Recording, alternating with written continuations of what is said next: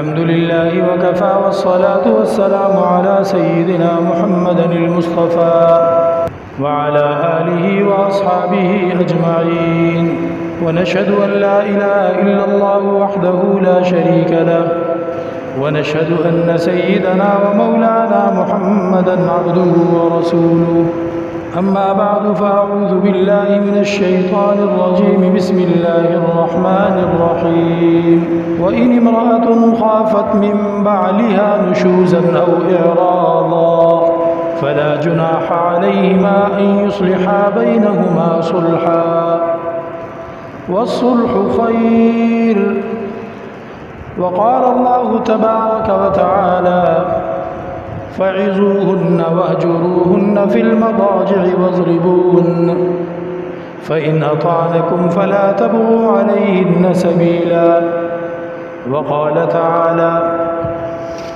فابعثوا حكما من أهله وحكما من أهلها إن يريدا إصلاحا يوفق الله بينهما وقال الله تبارك وتعالى فإمساك بمعروف أو تسريح بإحسان صدق الله مولانا العظيم وبلغنا رسوله النبي الكريم ونحن على ذلك لمن الشاهدين والمؤمنين والشاكرين والحمد لله رب العالمین۔ آج چل رہی تھی گھریلو زندگی میں آنے والی مشکلات اور مسائل کی، اور اس حوالے سے اسلام ہمیں کیا تعلیمات دیتا ہے۔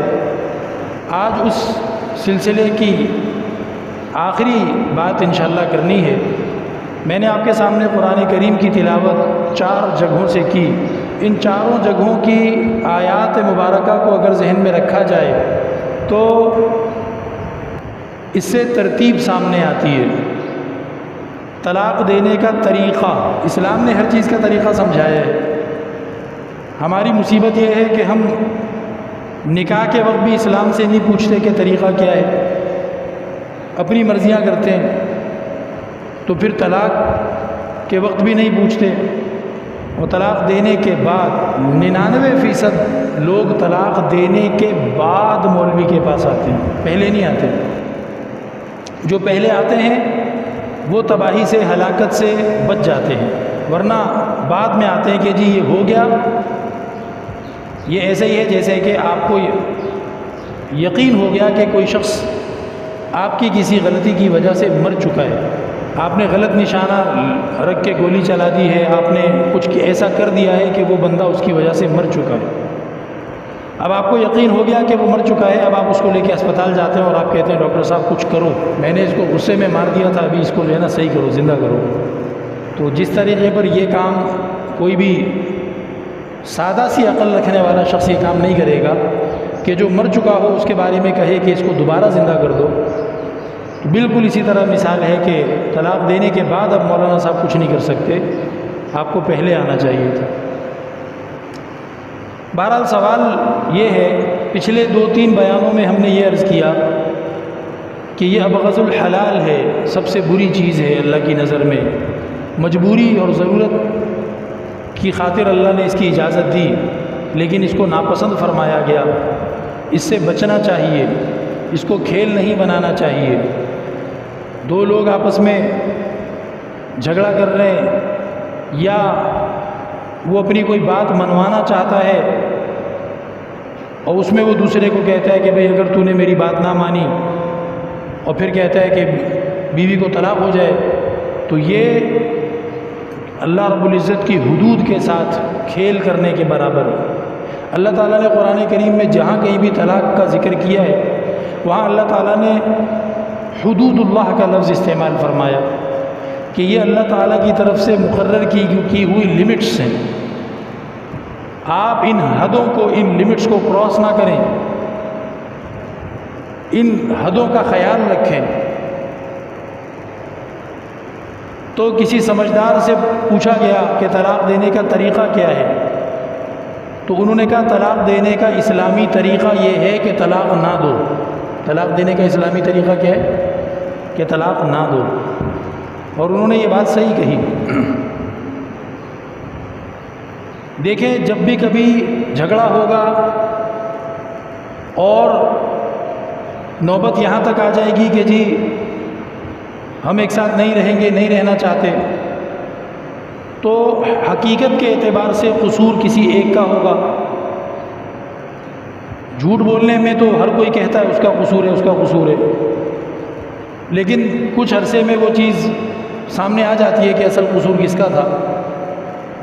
تو طلاق دینے میں جلدی نہ کی جائے، اور اگر تو مرد کا قصور ہے تو اللہ تعالیٰ نے عورت کو کچھ طریقے بتائے ہیں کہ کس طرح طلاق کے بغیر معاملات درست ہو سکتے ہیں۔ اگر عورت کا قصور ہے تو اللہ تعالیٰ نے کچھ طریقے بتائے ہیں کہ طلاق کے بغیر معاملات صحیح کرنے کی کوشش کریں۔ پہلے ہم بات کرتے ہیں مرد کے قصور کی۔ بھئی مرد جو ہے وہ ظلم کر رہا ہے، ذمہ داری نہیں اٹھا رہا، خرچہ نہیں دے رہا، یا کچھ بھی سنجیدہ اور صحیح شکایت موجود ہے اور مرد اس میں سستی کرتا ہے، تو عورت کو اللہ رب العزت نے ایک طریقہ یہ بتایا کہ وَإِنِ امْرَأَةٌ خَافَتْ مِنْ بَعْلِهَا نُشُوزًا أَوْ إِعْرَاضًا فَلَا جُنَاحَ عَلَيْهِمَا أَنْ يُصْلِحَا بَيْنَهُمَا صُلْحًا، کہ عورت اس مرد کے اوپر سے اپنے کچھ خرچے، کچھ حق، کچھ ذمہ داریاں اگر عورت تیار ہے، اس کو شریعت باندھ نہیں رہی کہ تو نے یہی کرنا ہے، اس کو ایک اختیار دیا ہے کہ اگر تو ایسا کرتی ہے اور تو سمجھتی ہے کہ ایسا کرنے سے ہمارا آپس کا تعلق کچھ ٹھیک ہو جائے گا، تو تو پھر یہ کر کہ مرد کے اوپر جو تیرے کچھ حق ہیں ان حقوں میں کمی کر دے۔ بھائی مثال کے طور پر مرد کے اوپر یہ حق ہے کہ وہ ایسا ایسا خرچہ تجھے دے، مرد کی حیثیت ہے اور وہ اس طرح کا خرچہ دے سکتا ہے، لیکن وہ کسی بھی طریقے پر تجھے پریشان کر رہا ہے تو تو اس کو بٹھا، اور بیچ میں جو بھی کوئی سمجھدار مرد ہے، ایک یا دو، ان کو بٹھا اس کے ساتھ اور اس کو کہیں کہ بھئی یہ مجھے شکایت ہے تم سے، اور تم اس بارے میں توبہ نہیں کر رہے، سنجیدہ نہیں ہو رہے، یا تمہاری کوئی مجبوری ہے تم نہیں کر پا رہے، تو میں تمہیں ایک آفر کرتی ہوں، تم یہ ظلم کرنا چھوڑ دو، یہ حرکت کرنا چھوڑ دو جس کی وجہ سے ہماری ناراضگی ہے، اور بدلے میں تمہیں فلاں حق اپنا معاف کرتی ہوں۔ چلو تم مجھے اتنا خرچہ نہیں دو جتنا تم دیتے ہو، کم کر دو، اتنا وقت نہیں دو جتنے دیتے ہو، کم کر دو، اور وہ جو شکایت ہے مجھے وہ ختم کرو، وہ شکایت مجھے برداشت نہیں ہے۔ تو اس طرح صلح کر لیں، اللہ تعالیٰ فرماتے ہیں صلح کرنے میں خیر ہوتی ہے، اور اگر اس طرح صلح کرنے پر بھی کام نہ چلتا ہو تو پھر وہ جو خاندان کے دو لوگوں کو بٹھایا جائے گا، اس میں دوسرا طریقہ پھر یہ ہے کہ ایک مرد عورت کے خاندان کا ہو اور ایک مرد جو ہے وہ شوہر کے خاندان کا ہو۔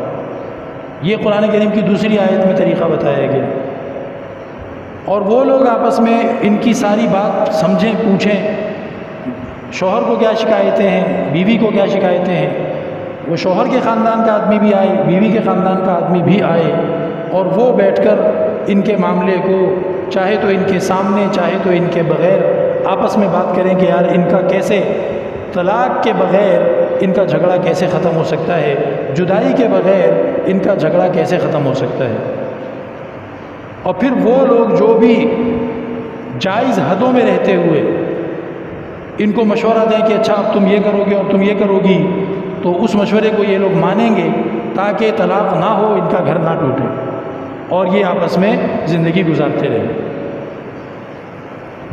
اگر یہ دونوں طریقے ناکام ہو گئے ہیں اور مرد اس حرکت سے باز نہیں آتا ہے جس کی وجہ سے یہ سب جھگڑا ہے، تو پھر عورت کو یہ بھی اختیار دیا گیا کہ وہ عدالت میں جائے گی اور سچی شکایتیں جن کو وہ ثابت بھی کر سکے، نمبر ایک سچی شکایتیں ہوں جن کو وہ ثابت بھی کر سکے، جو شکایت لگا رہی ہے اس کو ثابت بھی کر سکے کہ یہ ایسا ہوا ہے یا ایسا ہوتا رہتا ہے، اور دوسرا یہ کہ وہ شکایتیں شریعت کی نظر میں بھی شکایت ہو، وہ شکایت شریعت کی نظر میں بھی شکایت ہو.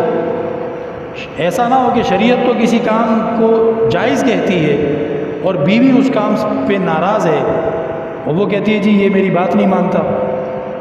مثال کے طور پر اس نے جناب فلاں جو ہے نا پیر صاحب کی یا مولانا صاحب کے پاس بیٹھنا شروع کر دیا ہے تو اس نے داڑھی رکھ لی ہے، مجھے نہیں پسند داڑھی رکھنا. یا کوئی بھی ایسا کام جو شریعت میں جائز ہے اور وہ کہتی ہے مجھے نہیں برداشت، ایسی شکایت بھی نہیں سنی جائے گی. تو سچی شکایت ہو اور ایسی شکایت ہو جس کا تعلق ڈائریکٹ نکاح کے حق کے ساتھ ہے، نکاح کے حق کے ساتھ اس کا تعلق ہے، تو اس شکایت کو سنا جائے گا اور پھر جج جو ہے وہ شوہر کو بلائے گا اور اس کو اپنا اختیار استعمال کرتے ہوئے کہے گا کہ اسے طلاق دو اور اس کو طلاق دلوائے گا. یہ ہے خلا کی صحیح صورت. عدالت میں جائے خلا لے لے، خلا اس کو کہتے ہیں. ہاں اس میں ایک چیز رہ گئی، وہ یہ کہ عورت اس کو اپنا اگر مہر ابھی تک وصول نہیں کیا تھا تو مہر معاف کرے، پورا مہر معاف کرے، آدھا مہر معاف کرے، جتنا مشورے میں طے ہو جائے اتنا معاف کرے اور طلاق لے کر اپنی جان چھڑائے اور جائے. اور اگر مہر لے چکی تھی تو پھر اس بات پہ صلح کرے اس کے ساتھ کہ میں پورا مہر تمہیں واپس کروں گی یا آدھا واپس کروں گی یا مہر سے زیادہ پیسے واپس کروں گی، تم مجھے جو ہے طلاق دے دو. تو قاضی جو ہے وہ اس پہ دباؤ ڈالے گا جج، اور وہ طلاق دے گا. خلا کا یہ مکمل طریقہ ہوتا ہے. آج کل سننے میں آتا ہے کہ یہ پورے طریقے کا خیال نہیں کیا جاتا، عورتیں جاتی ہیں بس جا کر کچھ بھی سچی جھوٹی شکایتیں لگاتی ہیں عدالت میں، اور وہ پہلے سے چھپا ہوا ڈگری رکھی ہوتی ہے خلا کی، اس پہ ٹھپے شپے لگا کے سائن کر کے فیس لے کے اس کو دے دیتے ہیں کہ جا بھائی. تو یہ غلط ہے. اس طرح کرنے سے اگلی جگہ نکاح کرنا اس کا حلال ہے کہ نہیں، یہ بہت بڑا سوال ہے، تو اس کو سمجھنا چاہیے. تو عورت کو تو یہ اختیارات ہیں، ان اختیارات کے ذریعے سے وہ اسی ترتیب پہ چلے گی. یہ نہیں کہ چھلانگ مار کے فٹافٹ آپ عدالت پہنچ گئے اور آپ نے خلا لے لی. شریعت نے یہ جو بیچ میں آپ کو طریقے بتائے ہیں یہ اسی لیے بتائے ہیں کہ گھر نہیں ٹوٹنا چاہیے، گھر نہیں ٹوٹنا چاہیے. خرابی عورت کی طرف سے ہے. عورت جو ہے وہ لڑائی جھگڑا بناتی ہے، بار بار بد اخلاق ہے یا کوئی بھی ایسی شکایت ہے، تو مرد کو کہا گیا کہ بھئی پہلے تو اس کو اپنی پیار اور محبت کا واسطہ دے کر اس کو اکیلے میں سمجھاؤ. فَعِظُوهُنَّ قرآن کریم کے الفاظ ہیں. عِظُوهُنَّ کا مطلب یہ نہیں ہے کہ اس کو دھمکی لگاؤ، صحیح ہے. یہ عِظُوهُنَّ کا جو لفظ ہے یہ خیر خواہی اور محبت کے ساتھ ہوتی ہے. جو آپ کو دھمکی لگا کر آپ سے کام کرائے وہ واعظ نہیں ہے، وہ تو پھر دھمکی ہے، وہ وعید ہے. فرمایا کہ سب سے پہلے تو کیا کرو، ان کو نصیحت کرو، یعنی اپنی محبت کا واسطہ دے کر کہ میں تم سے بہت پیار کرتا ہوں اور دیکھو کسی بھی طرح سے کوئی پریشانی نہیں ہے، بس یہ ایک دو چھوٹی چھوٹی باتیں ہیں، تم خیال کر لو گی تو ہمارا تعلق اور اچھا ہو جائے گا.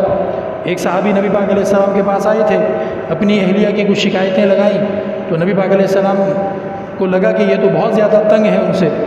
تو نبی پاک علیہ السلام نے فرمایا کہ بھئی طلاق دے دو. تو انہوں نے عرض کیا کہ اللہ کے رسول وہ میرے بچوں کی ماں ہے، طلاق کیسے دے دوں؟ تو حضرت نے فرمایا بس پھر اس کو سمجھاتے رہو، اس کو پھر سمجھاتے رہو، اس کو واعظ یعنی نصیحت اس کو کرتے رہو. تو یہ جو نصیحت ہوتی ہے یہ پیار محبت سے ہوتی ہے. تو آپ اس کو اکیلے میں پیار محبت سے نصیحت کریں. یہ پہلا اسٹیپ ہے. اگر بیوی کا قصور ہے، بیوی کی طرف سے شوہر کو شکایت، کتنی دفعہ نصیحت کرے؟ جتنی دفعہ کرے اچھا. اللہ نے آپ کو انسانوں کو کتنی دفعہ نصیحت کی ہے؟ بہت دفعہ نصیحت کی ہے. ایسا تو نہیں ہے کہ پورے قرآن میں ایک دفعہ نصیحت کی اور اس کے بعد بس فرمایا کہ اب جہنم میں پھینک دوں گا.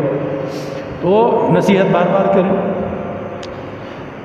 اگر معاملات جو ہے وہ سمجھ نہیں آ رہے اور شکایت ختم نہیں ہو رہی تو پھر اگلا اسٹیپ یہ ہے وَاهْجُرُوهُنَّ فِي الْمَضَاجِعِ.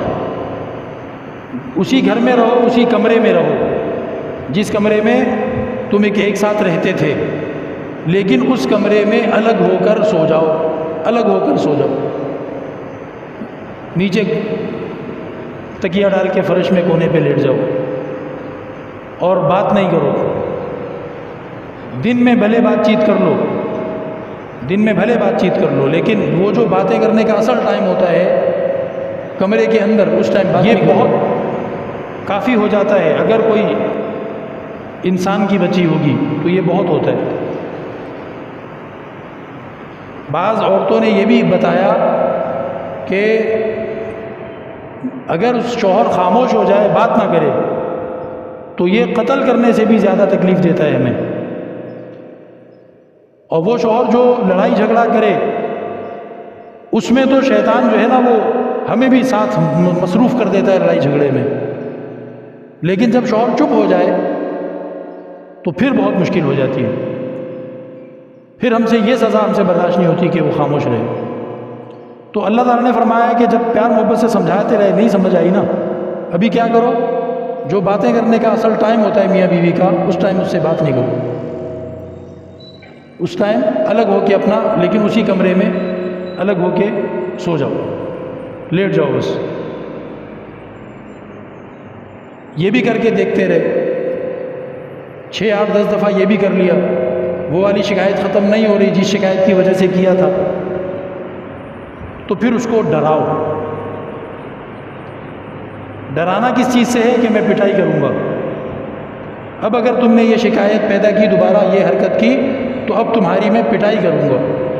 اس کو ڈراؤ، اور اس ڈرانے میں اجازت ہے کہ اس طرح کا لگا بھی دے کہ اس کا زخم نہ بنے، اس طرح کی اس کو لگا بھی دے کہ زخم نہ بنے،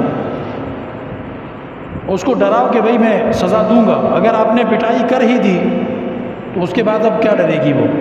جس کی پٹائی ہو جاتی ہے وہ تو ڈھیٹ ہو جاتا ہے نا۔ پھر جب پولیس والے کسی کو لٹکا کے مار دیتے ہیں، ایک دفعہ پٹائی کر دیتے ہیں، اس کے بعد وہ جیل سے نکل کے آتا ہے، وہ کہتا ہے کہ اب میں اس سے بھی بڑا جو ہے نا وہ مجرم بنوں گا۔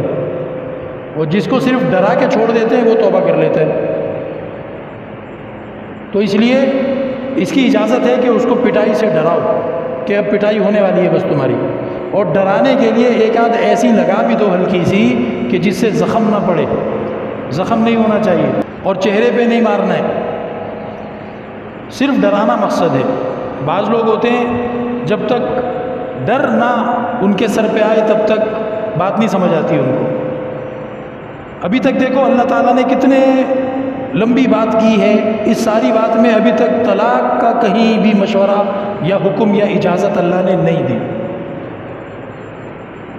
تو وہ جو کہا نا کہ اسلامی طریقہ طلاق دینے کا یہ ہے کہ طلاق نہ دو، وہ سمجھ آ رہی ہے نا بات؟ اب جو آدمی اتنا کچھ کر لے گا تو 100% یہ امید ہے کہ وہ سدھر جائے گی۔ مسئلہ یہ ہے کہ ہم جلدی کرتے ہیں، ہمیں ابھی 1 منٹ کے اندر انسان کی بچی چاہیے، 1 منٹ کے اندر وہ انسان کی بچی بنتی نہیں ہے تو پھر طلاق دے دیتے ہیں۔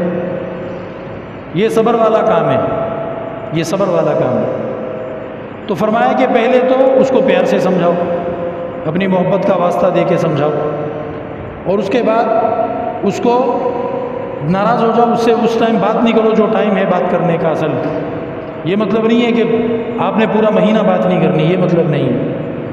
اور اگر یہ بھی ناکام ہو گیا طریقہ تو پھر اب اس کو ڈراؤ، اب اس کو ڈراؤ کہ بھائی اب جو ہے نا پٹائی ہوگی۔ یہ معاملہ بھی کام نہیں آیا، جو کہ بہت کم ہوتا ہے۔ 1000 میں کوئی ایک عورت ہوگی جو اتنا کچھ، یہ پچھلے 3 کام آپ نے کر لیے، اس کو نہیں سمجھ آیا کہ اس کے خاندان کے ایک بندے کو بلاؤ، اپنے خاندان کے ایک بندے کو بلاؤ، اور ان دونوں کو بٹھا کر شوہر اپنی شکایت بتائے، پھر ان کو کہے کہ جاؤ میری بیوی کے پاس، اس سے سنو اس کو مجھ سے کیا شکایت ہے، اور ان دونوں صلح کرانے والوں کو یہ اختیار دے دیں کہ جی جو مشورہ آپ دیں گے ہمیں، اگر وہ اسلام کے خلاف نہیں ہوگا ہم آپ کے مشورے کو ضرور مانیں گے، آپ ہمارا مسئلہ حل کریں۔ اور پھر وہ دونوں مرد جو مشورہ دیں اس مشورے کو آپ نے ماننا ہے۔ بہتر یہ ہے کہ وہ دونوں مرد ہوں، بہتر یہ ہے، خواتین بعض مرتبہ جذباتی ہو جاتی ہیں، تو وہ آئی تو ایک صلح کرانے تھی، وہ صلح تو بیچ میں رہ گئی، دو لڑائیاں اور کر لی انہوں نے. تو اس لیے اب جب انہوں نے صلح کرانے والا، اللہ تعالیٰ نے اس موقع پر پتہ کیا ارشاد فرمایا، ان یریدا اصلاحا یوفق اللہ بینہما. اگر یہ چاروں کام کیے ہیں، پہلے نمبر پہ پیار محبت سے سمجھاتا رہا، دوسرے نمبر پہ ناراض ہو کے دکھاتا رہا، تیسرے نمبر پہ اس کو ڈرایا دھمکایا کہ پٹائی کروں گا، چوتھے نمبر پہ صلح کرنے والے دو سمجھدار لوگوں کو بیچ میں ڈالا. اللہ تعالیٰ فرماتے ہیں یہ چار کام جو کر لے گا نا، اگر یہ میاں بیوی اکٹھے رہنا چاہتے ہیں، یوفق اللہ بینہما، اللہ ضرور ان کا آپس میں اتفاق کر دے گا، اللہ ان کا اتفاق کر دے گا. کیونکہ اللہ تعالیٰ یہ چاہتا ہی نہیں ہے کہ گھر ٹوٹے، طلاقیں ہوں، اللہ یہ چاہتا ہی نہیں. اب ہمارے ہاں مسئلہ یہی ہو رہا ہے بس کہ اتنا لمبا انتظار کون کرے. تو پہلے طلاق دینے میں انتظار نہیں کرتے، اس کے بعد پھر پریشان ہونے میں انتظار نہیں کرتے، اور ایران تہران کے سارے گیلے سوکھے غلط صحیح وہ فتوے جمع کر کے بیٹھ جاتے ہیں اور کہتے ہیں کہ جی اس نے تو یوں کہا تھا، اس نے تو یوں کہا، اس نے تو یوں کہا تھا. یہ آوارہ ذہنی جو ہے یہ دین کے اندر اور شریعت کے اندر یہ اللہ اور رسول کی پسند کے بالکل خلاف ہے. یہ بیمار معاشرے کی دلیل ہے کہ یہ کیسے کلمہ پڑھنے والے مسلمان ہیں کہ یہ اپنی زندگی کے اتنے اہم فیصلوں میں بھی شریعت کو اور دین کو 90% جانتے ہی نہیں ہیں. کوئی 10% اگر جانتے ہوں گے تو وہ جلد بازی میں غلط کر لیتے ہیں.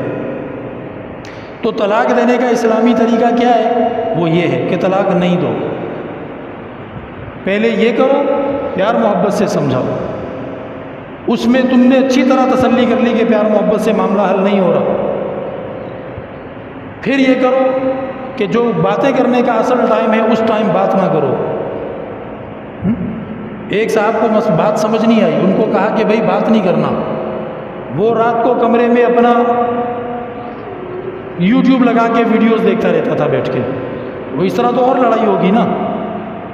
وہ کہے گی کہ تم مجھے تو دیکھتا نہیں ہے، ادھر موبائل میں عورتوں کو دیکھتا ہے، میں بات کرتی ہوں میری بات سنتا نہیں ہے، موبائل میں دوسری عورتوں کی باتیں سنتا ہے.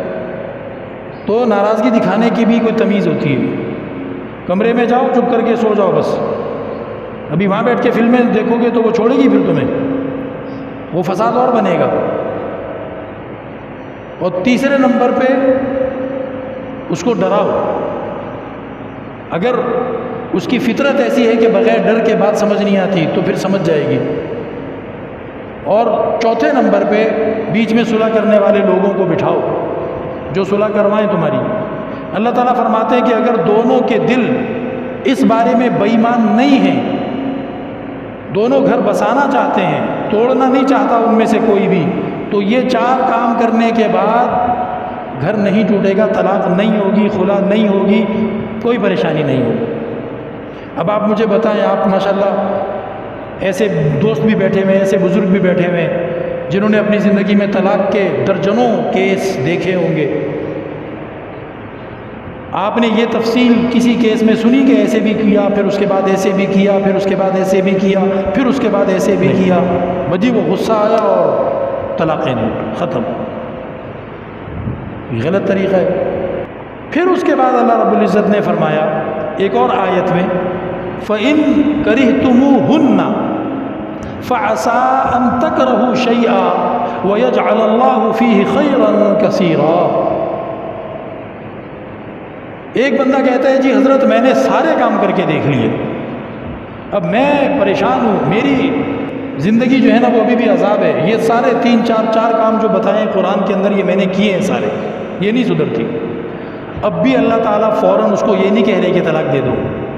اللہ تعالیٰ فرما رہے ہیں کہ دیکھو، ہو سکتا ہے کہ تمہیں اس کی یہ 2 یا 3 باتیں بری لگتی ہوں، زبان بہت چلاتی ہے، جناب کچرا بہت پھیلاتی ہے، صفائی نہیں کرتی ہے، یا اپنے آپ کو صاف نہیں رکھتی ہے، جو بھی شکایت ہے. اللہ تعالیٰ فرماتے ہیں ہو سکتا ہے کہ تمہیں اس کی وہ 2-3 باتیں بری لگتی ہوں.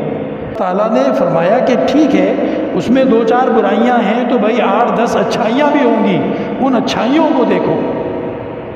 تو یہ بات پھر یہ ساری بات سمجھانے کے بعد اللہ تعالیٰ نے فرمایا کہ اب بھی اگر ایک بندہ مثال کے طور پر وہ کہتا ہے کہ نہیں جی میں نے طلاق دینی ہے، ہماری زندگی آپس میں نہیں گزر سکتی صحیح، اور یہ سارے پچھلے کام وہ تسلی سے کر چکا ہے، تسلی سے، جلد بازی سے اور دھمکیاں دینے سے نہیں، تسلی سے وہ یہ سارے کام کر چکا ہے. تو اب اللہ رب العزت نے فرمایا کہ الطلاق مرتان فَإِمْسَاكٌ بِمَعْرُوفٍ أَوْ تَسْرِيحٌ بِإِحْسَانٍ. طلاق دینے کی اب نوبت ثابت ہو گئی ہے، اب طلاق دینے کی ضرورت قانونی طور پر ثابت ہو گئی ہے. اب یہ بندہ طلاق دے گا، اب اس کو گناہ نہیں ملے گا. لیکن طلاق دینے کا اب صحیح طریقہ کیا ہے؟ وہ یہ ہے کہ عورت کے اگر مینسز چل رہے ہوں، اس کے اگر نماز معافی کے دن چل رہے ہوں، ان دنوں میں طلاق دینا گناہ ہے، ہو جائے گی، دے گا تو طلاق ہو جائے گی لیکن گناہ ملے گا. واپس رجوع کرے، توبہ استغفار کرے. اور رجوع کا یہ مطلب نہیں ہے کہ گاڑی پارکنگ سے باہر نکالی تھی ریورس کر کے گاڑی واپس پارکنگ میں لے آئے. رجوع کا مطلب یہ نہیں ہے. رجوع طلاق کی مثال گولی جیسی ہے. گولی جب ایک دفعہ چیمبر میں سے نکل جاتی ہے تو وہ والی گولی اب واپس لوڈ نہیں ہو سکتی، وہ چل گئی. ٹھیک ہے جی. تو رجوع کا یہ مطلب نہیں ہوتا کہ وہ طلاق واپس آ گئی آپ کے ہاتھ میں، نہیں، وہ گئی. اگر بیماری کے دنوں میں طلاق دی ہے، گناہ ملا، توبہ کرے، دوبارہ رجوع کر لے. اگر طلاق دینے کی ضرورت اب بھی ہے، رجوع کرنے کے بعد عورت پاک ہو جائے گی. پاک ہونے کے بعد اب بھی اگر وہ سمجھتا ہے کہ طلاق دینی ہی دینی ہے تو اس پاکی کے اندر عورت سے فائدہ نہ اٹھائے. جو ازدواجی فائدہ ہوتا ہے وہ فائدہ بالکل نہ اٹھائے. اگر وہ فائدہ اٹھائے گا تو اس کا مطلب ہے وہ چھوڑنا نہیں چاہتا، ڈرامہ کر رہا ہے. اگر چھوڑنا نہیں چاہتا تو پھر زبان پہ یہ لفظ لائے بھی نہ، ورنہ گناہ ملے گا. جب پاک ہو جائے تو فائدہ نہیں اٹھانا ہے. اگر فائدہ اٹھا لیا تو اس کا مطلب ہے کہ تو ڈرامہ کر رہا تھا، تو اس کو چھوڑنا نہیں چاہتا. چھوڑنا چاہتا ہے تو پھر اس کے پاس کیا کرنے تھا؟ فائدہ نہیں اٹھانا ہے. جب ایسے طہر میں، ایسی پاکی میں جس پاکی میں اس نے اس سے کوئی فائدہ نہیں اٹھایا، اب اس پاکی میں وہ اس کو صرف ایک طلاق دے گا. 2 طلاقیں دینے سے گناہ ملے گا. ہو جائیں گی دونوں کی دونوں. 2 گولیاں مار دی، 2 نکل گئی چیمبر میں سے، ہو جائیں گی دونوں لیکن گناہ ملے گا. جب ایک طلاق سے کام پورا ہو جاتا ہے تو دوسری کیوں ماری، دوسری کیوں دی؟ جو ٹریننگ میں پولیس والے اور فوج والے ہوتے ہیں ان کو گن کے گولیاں دی جاتی ہیں اور کہا جاتا ہے کہ بھئی آپ نے یہ پریکٹس کرنی ہے شوٹنگ کی، اور اتنے ٹارگٹس پر آپ نے اتنی گولیاں خرچ کرنی ہیں. ایک کوئی جذباتی نکلا، اس نے پہلے ٹارگٹ پر ہی پورا بسٹ خالی کر دیا، 2 گولیاں مار دی، 3 مار دی. آفیسر اس کے کان پہ رکھے گا، اس کو لگائے گا، اس کو کہے گا کہ تجھے سمجھ نہیں آتی، گولیاں ضائع کرنے کو دی تھی تجھے. تو اسی طریقے پہ ایک طلاق دینے سے جب کام ہو رہا ہے تو 2 طلاقیں دے گا، گناہگار ہوگا، توبہ کرے، لیکن 2 طلاقیں ہو جائیں گی. اب خون کے دنوں میں طلاق نہیں دی، جب پاک ہو گئی ایسی پاکی میں طلاق دے جس پاکی میں اس سے بالکل فائدہ نہ اٹھائے. اگر طلاق دینے کے بعد بھی فائدہ اٹھایا تو صلح ہو جائے گی، رجوع ہو جائے گا، اور اس کے بعد آگے پھر لمبی تفصیل ہے، اس کا اب ٹائم نہیں ہے. تو یہ ہوتا ہے صحیح طریقہ طلاق دینے کا. آپ کو غصہ آیا، آپ نے سوچا میں اس کو طلاق دیتا ہوں، لیکن آپ کو یاد آیا کہ اس کے تو بیماری کے دن چل رہے ہیں، بیماری کے دنوں میں طلاق دوں گا گناہ ملے گا، آپ رک جائیں گے۔ شریعت یہی چاہتی ہے کہ آپ رک جائیں، طلاق نہ دیں۔ وہ پاک ہو گئی، اس کے بعد کوئی مسئلہ ہوا، لڑائی جھگڑا ہوا، آپ کو غصہ آیا، آپ نے سوچا ابھی طلاق دیتا ہوں، آپ کو یاد آئے گا کہ میں تو اس سے فائدہ اٹھا چکا ہوں۔ فائدہ اٹھایا ہو تو پھر طلاق دینا گناہ ہے، آپ صبر کر جائیں گے، آپ طلاق نہیں دیں گے، کیونکہ آپ گناہ گار نہیں ہونا چاہتے۔ شریعت یہی چاہتی ہے کہ طلاق مت دو۔ پھر یہ والی اگلا خون آئے گا، اس کے بعد اگلی پاکی آئے گی، اس اگلی پاکی میں پھر آپ کے اوپر یہی شرط ہوگی کہ ایسی پاکی میں طلاق دینا جس پاکی میں آپ نے فائدہ نہ اٹھایا ہو۔ تو آپ اسے اندازہ کر لیں کہ اصل شریعت کا جو تعلیم ہے اور جو شریعت کا رجحان ہے وہ یہی ہے کہ بھئی صلح کریں۔ دنیا میں کئی طرح کے معاشرے ہیں، بعض معاشروں میں طلاق ہو ہی نہیں سکتی ہے، انہوں نے کہا اگنی چکر کرو بھئی، 7 جنم ہوتے ہیں 7 چکر کرو، اب شادی ہو گئی اب کبھی بھی نہیں چھوٹ سکتے، 7 جنم میں نہیں چھوٹ سکتے ہیں۔ بعض مذہب اس طرح کے ہیں کہ اب جان نہیں چھوٹ سکتی، اب جو چڑیل گلے پڑ گئی، جو دیو اس کے اوپر مسلط ہو گیا، اب جان نہیں چھوٹ سکتی۔ اور بعض معاشرے اس طرح کے ہیں کہ جو انہوں نے کہا کہ کہاں کیا نکاح کدھر کی شادی، آج ایک کے ساتھ تو کل دوسرے کے ساتھ تو پرسوں تیسرے کے ساتھ۔ اور بعض مذہبوں کے اندر عورت بھی طلاق دے سکتی ہے، مرد بھی طلاق دے سکتا ہے، ایک کھیل بنا ہوا ہے۔ اسلام نے اس کو درمیان میں رکھا، نہ ادھر انتہا پر نہ ادھر انتہا پر، اس کو درمیان میں رکھا۔ طلاق کی ضرورت اور مجبوری کو ثابت کر کے دکھاؤ، جب ضرورت اور مجبوری ثابت ہو جائے اس کے بعد اس طریقے پہ بس ایک طلاق دو۔ جب آپ نے ایک طلاق دے دی اس کے بعد اس کو گھر سے نکالنے کی آپ کو اجازت نہیں ہے، گھر سے نکالنے کی اجازت آپ کو نہیں ہے۔ فلا تخرجوہن من بیوتہن ولا یخرجن، نہ تو مرد نکال سکتے ہیں اپنی طلاق دی ہوئی بیوی کو اپنے گھر سے، نہ وہ خود باہر جا سکتی ہیں۔ وہ کہتی ہے کہ میں تو نوکری کرتی ہوں مجھے جانے دو، نہیں، عدت شروع ہو گئی ہے، عدت میں شوہر کے گھر میں رہے گی۔ اب 3 مینسز جو ہیں، موٹا یوں سمجھو کہ تقریباً 3 مہینے جو ہیں، وہ دوسرے کمرے میں، آپ اسی گھر کے اندر دوسرے کمرے میں۔ 4 دن 6 دن 10 دن 25 دن 30 دن 40 دن غصہ ہوتا ہے انسان کو، اس کے بعد آہستہ آہستہ اس کو یاد آنا شروع ہوتا ہے، یار میری بھی تو کہیں غلطی تھی نا، یار چلو یہ ایسی ہے لیکن ویسی یعنی اچھی باتیں بھی تو اس کے اندر ہیں نا۔ اب شریعت نے کہا کہ گھر سے نہیں نکالو اس کو، وہ بھی ہاں البتہ اب ایک کمرے میں نہیں ہوں گے، وہ ایک کمرے میں وہ ایک کمرے میں، اگر ایک ہی کمرے کا مکان ہے بیچ میں پردہ لٹکا لو، اور وہ عدت گزارے گی پوری۔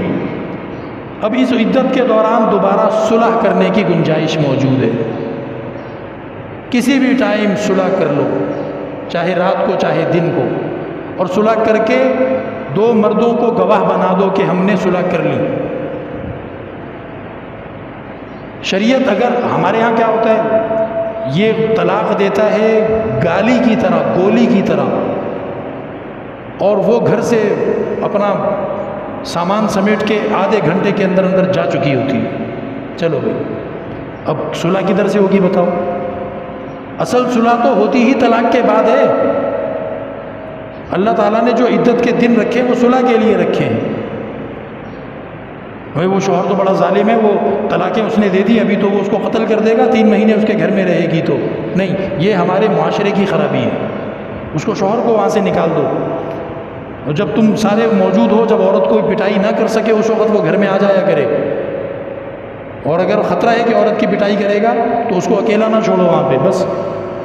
تو یہ شریعت کا سارا نظام ہے۔ اب جن بھائیوں نے شروع سے لے کے آخر تک بات سنی ہے ان کو یہ بات سمجھ آ گئی ہوگی جو میں نے شروع میں کہی تھی کہ اسلام طلاق دینے کا اسلامی طریقہ یہ ہے کہ طلاق نہ دو۔ جب ہم اتنی تفصیل دیکھیں گے تو آپ دیکھیں آٹومیٹک ہمارے معاشرے میں طلاقیں ختم ہو جائیں گی۔ طلاقیں ختم ہو جائیں گی. اور پھر جو طلاقیں ہوں گی نا وہ طلاقیں بے عزتی کا سبب نہیں بنیں گی. پھر جو طلاقیں ہوں گی وہ ایک تو کم ہوں گی, دوسرا پورے معاشرے کو پتہ ہوگا کہ بھائی انہوں نے صحیح طریقے پہ سارا کام کیا تھا, یہ بیوقوف جذباتی جنونی پاگل جنگلی قسم کے نہیں ہیں. تو پھر کیا ہوگا, لڑکے کا بھی آگے رشتہ ہو جائے گا آسانی سے اور لڑکی کا بھی آگے رشتہ ہو جائے گا آسانی سے. اور جب ہمارا جو کیس ہوتا ہے ہم تو دیتے ہی غصے میں طلاق, غصے میں پاگل ہو گیا تھا میں نے طلاق. اب تو پاگل ہے, تجھے اگلا رشتہ نہیں ملے گا, اب بیٹھا رہے. پھر اب کوئی معجزہ ہو گیا تو تجھے اگلا رشتہ مل جائے گا, ورنہ اگلا رشتہ نہیں ملے گا. تمیز سے صحابہ کرام کی کیوں شادی ہو جاتی تھی اگلے دن کیا اسی دن شادی ہو جاتی تھی. صحابہ کرام کی بیویاں جو تھیں ان کی عدت جیسے ہی ختم ہوتی, عدت ختم ہوئی اگلے دن شادی ہو گئی. کیوں؟ اس لیے کہ وہاں تمیز سے طلاق دی جاتی تھی. پاگل اور جنونی اور جنگلی انداز میں نہ بیوی کرتی تھی نہ شوہر کرتا تھا, تو اگلا رشتہ ان کے لیے تیار کھڑا ہوتا تھا. اتنے رشتے تیار کھڑے ہوتے تھے کہ اللہ تعالیٰ نے قرآن میں منع کیا, او بھائی عدت تو گزرنے دو, ابھی عدت گزرتی نہیں تھی اگلا رشتہ لڑکی کے لیے آ جاتا تھا. اللہ نے منع کیا کہ نہیں, عدت کے دوران لڑکی کا رشتہ مت لے کے آیا کرو. اس سے آپ سمجھیں ہمارے عدت کیا, عدت بھی گزر گئی, لڑکی کی عمر بھی گزر گئی, قبر میں اتر گئی, دوبارہ رشتہ نہیں آتا اس کا. اس لیے کہ ہم لوگ تمیز سے کرتے نہیں ہیں کوئی کام. اللہ رب العزت مجھے اور آپ کو شریعت کو سیکھنے, سمجھنے اور عمل کرنے کی توفیق عطا فرمائے. وآخر دعوانا